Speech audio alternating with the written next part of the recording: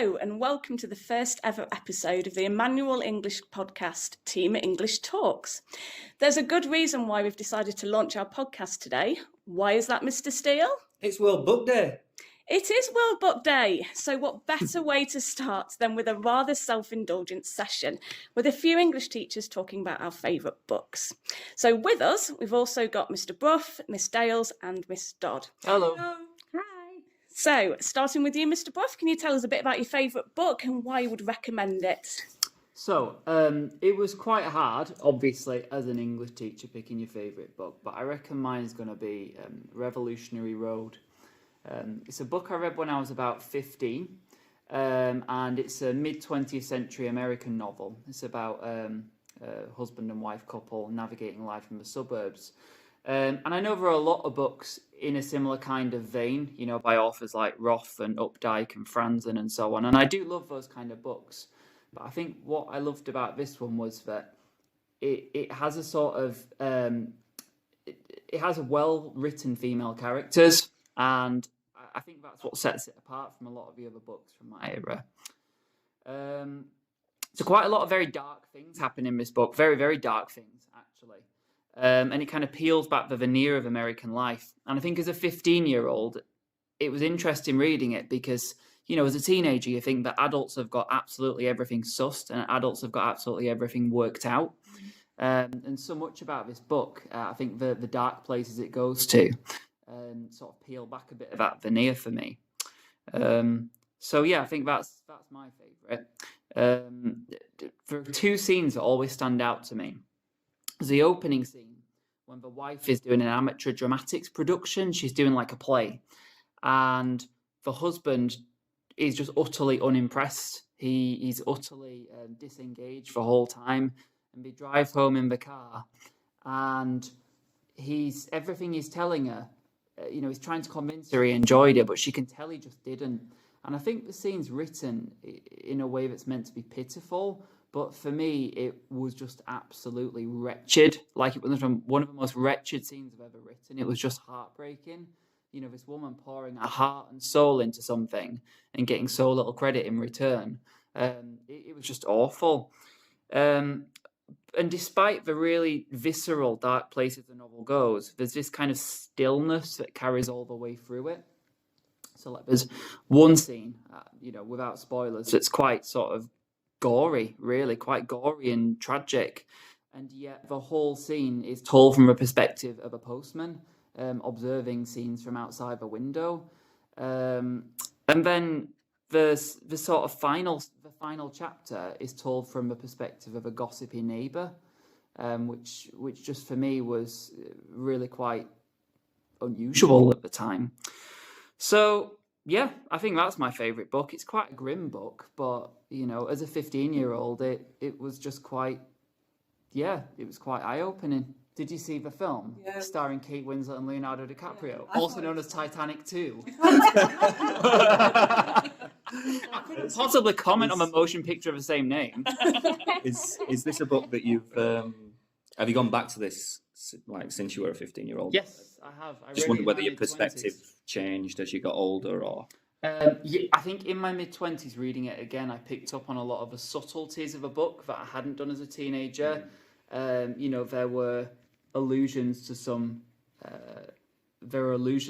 things that I hadn't picked up on as a teenager, and as an adult, I kind of nodded my head and went, "Oh, yeah, that's what it's talking about."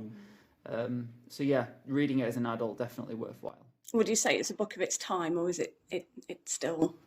I would say it's a book that was ahead of its time. You know, I think to the pedestrian reader, it kind of got lost amongst authors like Updike, you know, the big authors of their day. I think it's a book that didn't really have its day until decades later. But I think part of the reason it is such a good book is because it does have such well-written female characters. And I think at the time it probably just wasn't appreciated for that. Yeah. Interesting. Yeah. Thank you, Mr. Brough. Okay, so next we've got Miss Dales talking about her favourite book. So my favourite book is a non-fiction book. I wanted to bring a bit of non-fiction to the table because I think it gets massively overlooked, and I think as English teachers we tend to lean towards the fiction, but and we tend to think that non-fiction can be very dry, but there's a subgenre called creative non-fiction, and it comes from that. So my book that I've chosen is Wilding by Isabella Tree.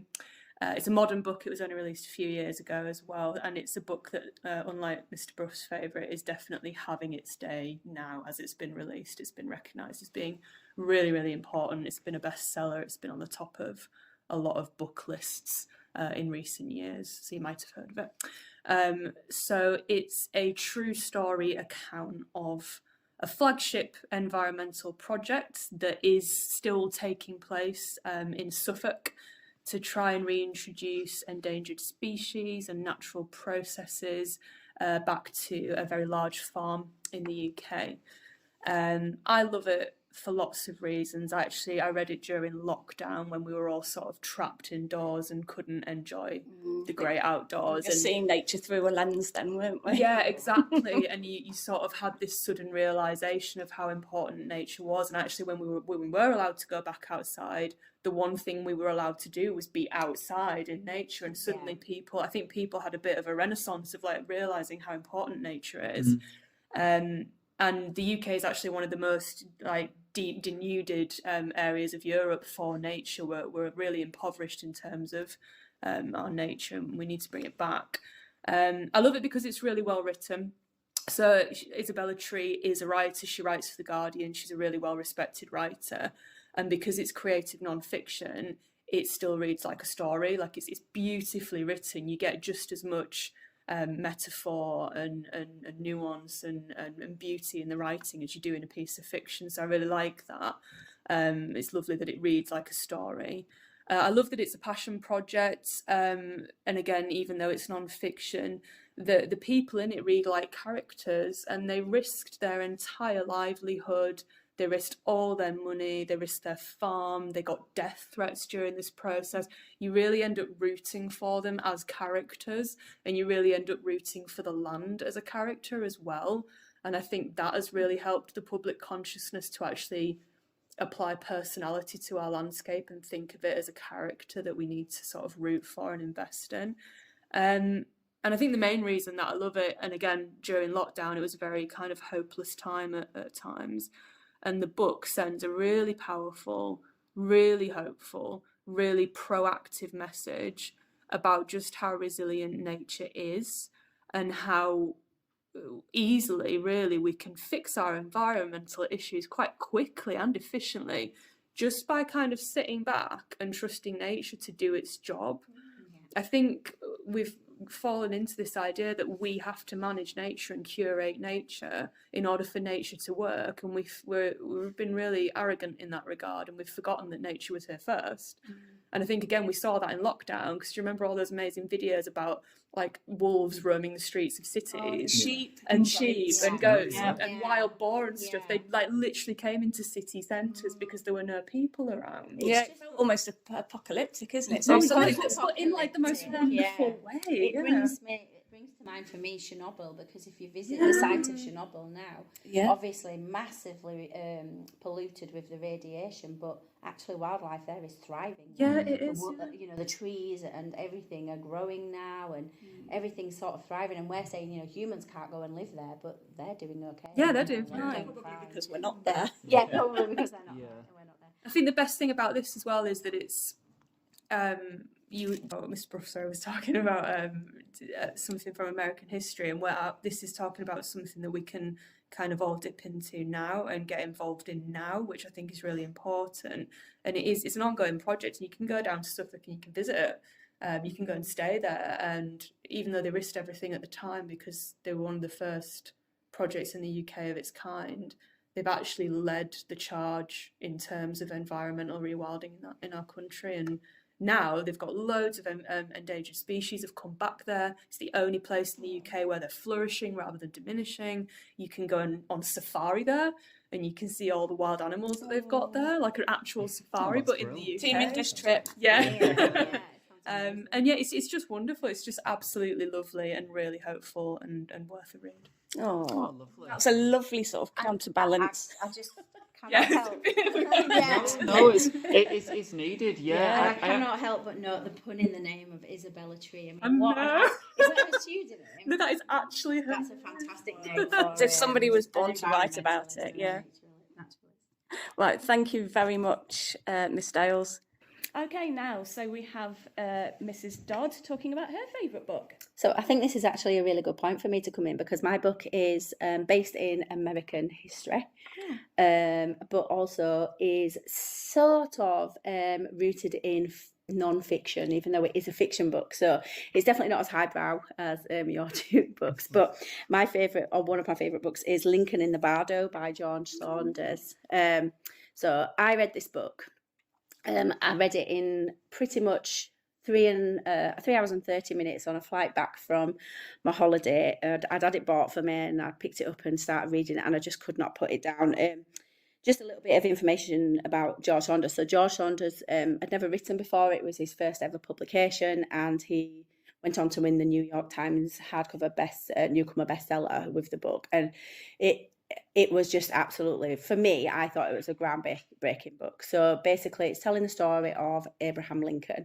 It's the start of the Civil War in 1862, and his young son is ill, and this is a true story. He was very, very poorly, but he was told he was going to survive. So Lincoln made the decision to leave his deathbed and go and make some decisions about war. And while he was holding like a conference of some sort, his son died, and he never got over it. And in the weeks that followed his death, he would often go to where he was buried at Georgetown Cemetery and sit with his body, with his corpse in the mausoleum, because he was just overcome with grief. So this is the seed of truth that George Saunders has just ran away with. He read about these because it was reported in the newspapers at the time. He read about that, and he's run away with that seed. And his overall story is about the idea that we love people with such passion, but actually, why do we love them so much when we know that that love is going to eventually come to an end? So it's kind of like historical fiction. It's historical fiction, and it's just, so that's pretty much where it ends, because then it goes from one extreme to the complete other. So Lincoln, in his story, is sitting in the mausoleum. It all takes place over 24 hours, and in that time we are hearing the voices of all the other spirits that are in purgatory in that room with his son. Bit of a Christmas carol. Yeah, really, very much so. But when we're talking about voices, it's the strangest in the sense that some of them are not aware of Lincoln being there. Some of them are trapped in their own purgatory, where it's just a couple, for instance, who are arguing. Then it's a group of villagers who have all been buried there close to each other, and they're bickering about the village. Then there's the voices of somebody who's had a traumatic death, a suicide, and there's all these different layers of voices cutting through. Some can see him with his son. Some can communicate with the body of, with the spirit of his son, which is trying to emerge into purgatory. And they're all trying to fight for his son's soul, effectively. But all of them are cutting through into these multi-layers of voices. And what was the most interesting for me, the fella on the plane at the side of me said, "Oh, blimey, you've read that book quick." And then he happened to glance over at the page, and he said, "Oh, make no wonder, because, there's hardly any words on the page." But the reason why is because the book is written almost like free verse poetry. So when you open each page is completely structured differently to the page before. You're not told who's talking at what point, so it makes it a very difficult read. You have to remember who those characters are. But it also makes it so beautiful, because we can kind of root ourselves in what it's like to be a father who doesn't understand what's going on around him at that point. So we are sort of stuck in a purgatory ourselves, in a sense, because we're not sure who's talking. We're not sure where we are in the book. And it was just, I just found it absolutely magical to read.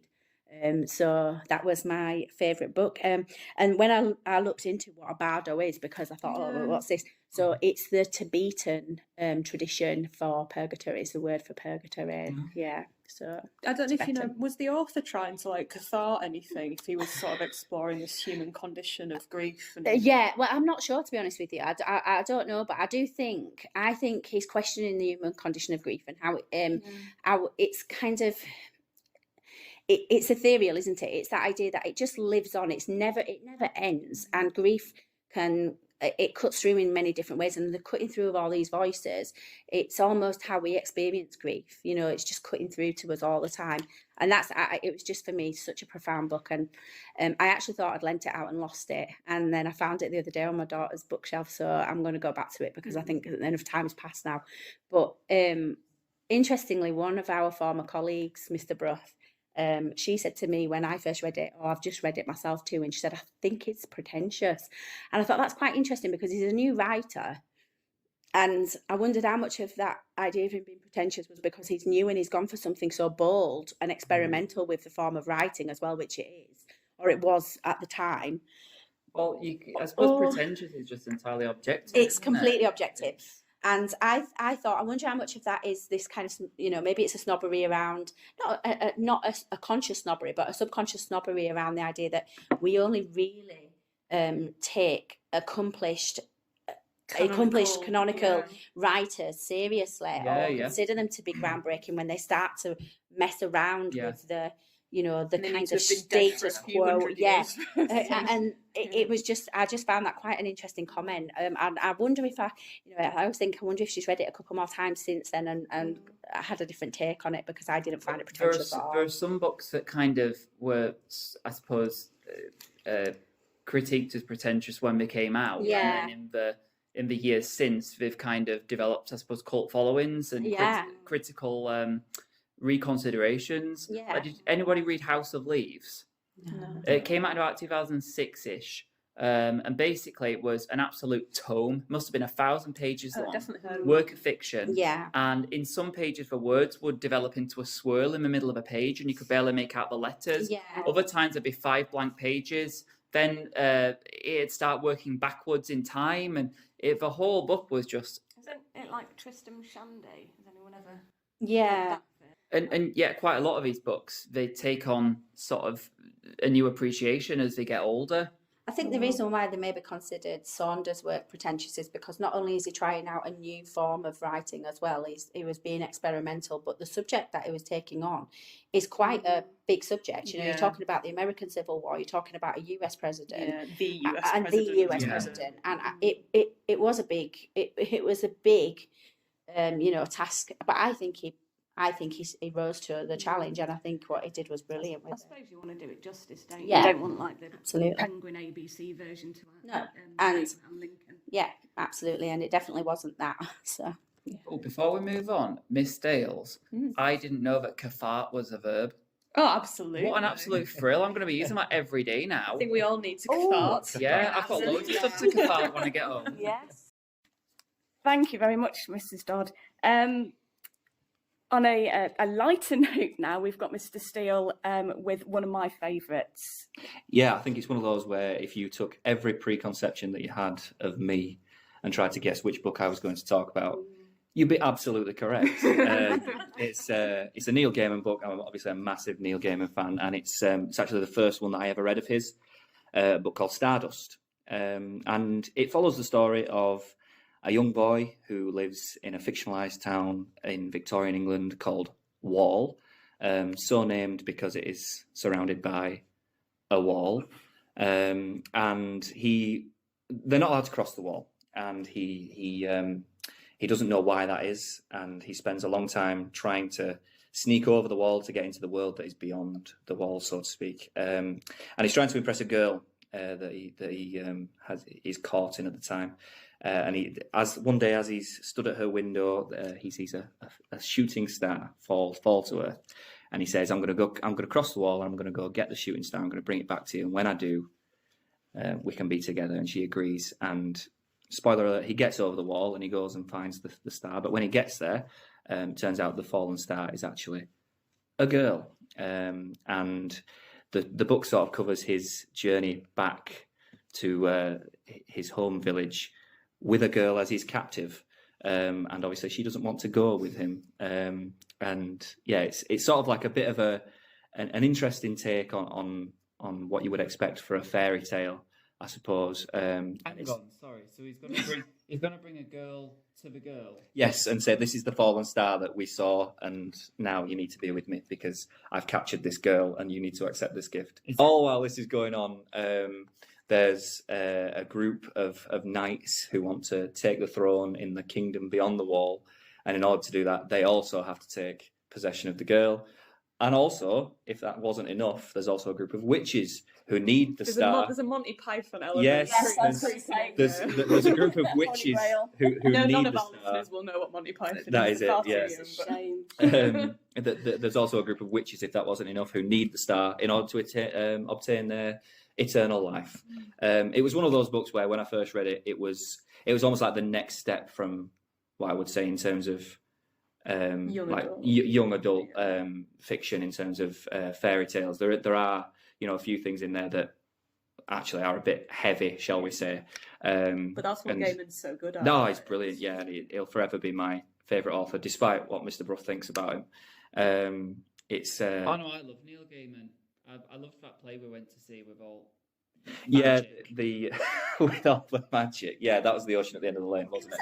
Absolutely Yeah. fantastic. That was It brilliant, was. and the book is brilliant as well. It was fantastic. I just felt for maybe our students, definitely, I think Stardust is the one that would probably grab them a little bit more. I think you probably have to be a good 10 years older to get a lot of the things that are in The Ocean at the End of the Lane, don't you? So, but yeah, that I just think it was the book that sort of hooked me on Neil Gaiman.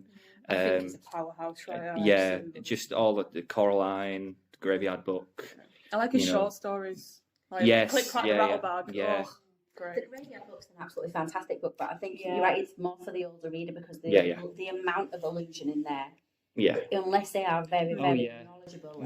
Miss Dodd and I used to teach at Year 7 in our old school, and Yeah. it was heavy going, wasn't it? It was really heavy going, and there were some references to illusion that we were having to research because we were thinking that, how are we going to make sure that they're getting this correctly?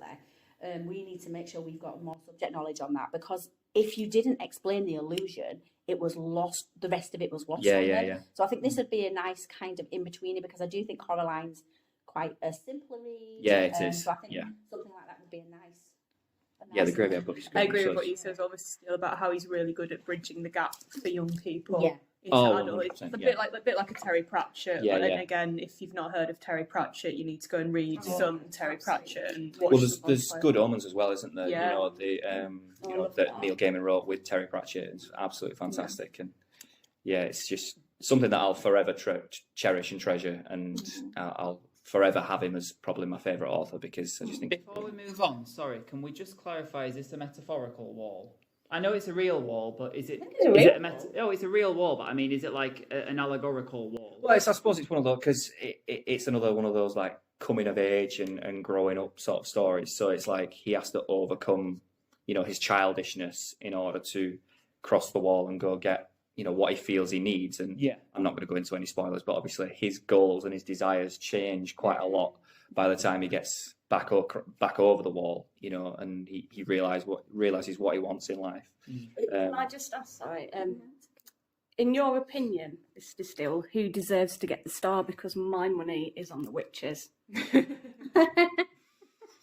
I think I witches, just think- witches I get mean- a bad reputation in books. That's what I mean. For me, the star star was just going across the Witches can sky. get their own star She because was they just are chilling. magical. Stars just doing its own thing. Yeah, and then Because it's that idea, though, isn't it, that a lot of our students do this, or younger people do this, where they see this metaphorical wall in front of them, which is that wall over from youth to adulthood, and they want desperately to get over because they feel like they're missing out on something. And when they actually get over that wall, what they realise is, firstly, you can't go back. Yeah.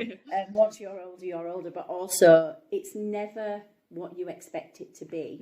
Yeah. And it throws far more challenges at you than just a wall. Which is why reading is so valuable, because you Absolutely. get a tiny bit of insight ahead of time. You get older, more experienced people trying desperately to tell you, just enjoy your childhood while you can. And you get Got to all dip in this and out of going. it as well. Yeah. Like Yeah. with reading, it's It's indulging safe, yourself, yeah, isn't it? it's It's safe. safe, and you can have those emotions. You can be with those characters. You can love or hate those characters. But at the end of the day, if you're physically, you're still safe, aren't you? And you're still yourself. And Yeah.